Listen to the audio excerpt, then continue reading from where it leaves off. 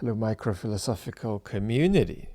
Now, a couple of you are in trouble for writing in, asking me whether AI can be conscious. So now let's put myself in trouble by trying to not answer that, but answer how one might answer that. It's not a great question to ask a moral philosopher because they don't spend an enormous amount of time thinking about it, but a moral philosopher is a philosopher, and they should be able to tell you what you need to go about answering that question, some of what you need. So we can give this a tiny whirl. I'm not sure it's going to be pretty. And that's hard because it's a pretty question.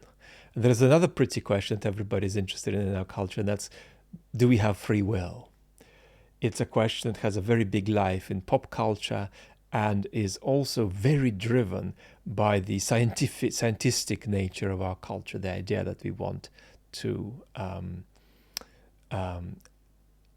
arrive at answers to conceptual questions that puzzle us via scientific progress, even though these questions aren't scientific, right? So it's a kind of a culture that misconceives systematically what it means that there are different levels of interest and different levels of explanation, and tries to reduce all levels of explanation in principle, if not in practice, to where science might eventually get us. So I think the first thing you need is to get your head around what you might use that concept for, concept of consciousness. You don't get to know what it is just by being a good English language user, whatever language you use. Your view of what consciousness is really can only derive from a historical familiarity with philosophical literature in the Western world on what it means for human beings in an embodied way going around the world to be struck by the world and to have a view on the world of the kind that they do. And here, what you would need to resolve is whether there is availability or interest in that concept. I think there is undoubtedly interest simply because there is an historically significant debate. So that's a settled question.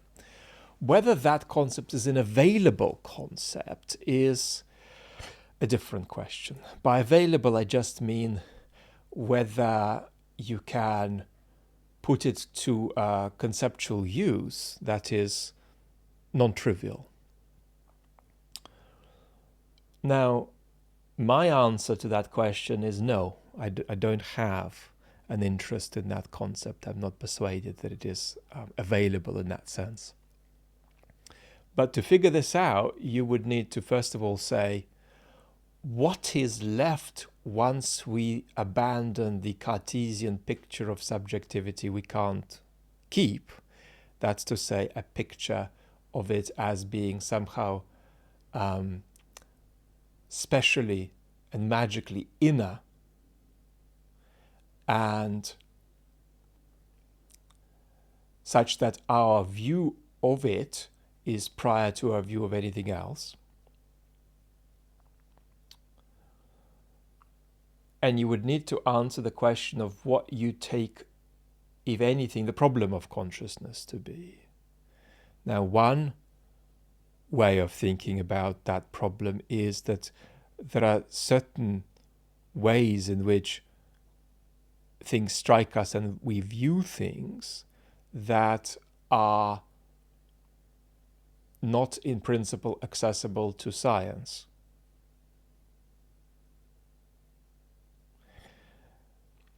You would need to take a view on what you think of a problem like that.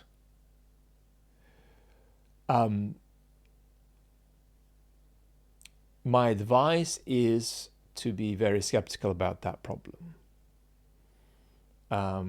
because it misconstrues two separate enterprises that aren't reducible to one another. One is the enterprise of making sense of the world independently of human perspective, and the other is making sense of what it means for human beings to negotiate the world from an embodied perspective. And these are two different interests with which you approach making sense of the world. But if you thought that the embodied interest is eventually going to be reducible to the less perspectival interest,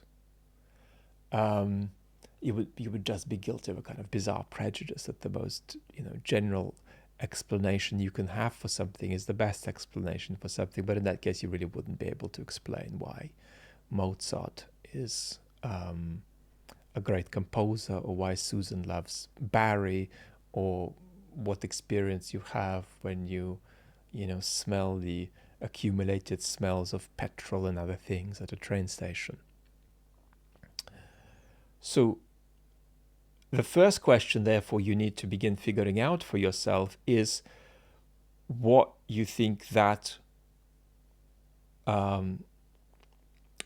concept is for. One thing. The second thing you would need to figure out is whatever that concept is, and if it is something at all, then what place does it have outside biological systems? Now, here my view is that my skepticism about the concept of consciousness being a useful concept is great, but it is less great than my skepticism about the idea that consciousness or something else we could put in its place conceptually would be involved with non-biological systems. That's the second thing you need to take a view on. Can it not be something you find in non-biological systems? And if it can't, what kind of a can't is it?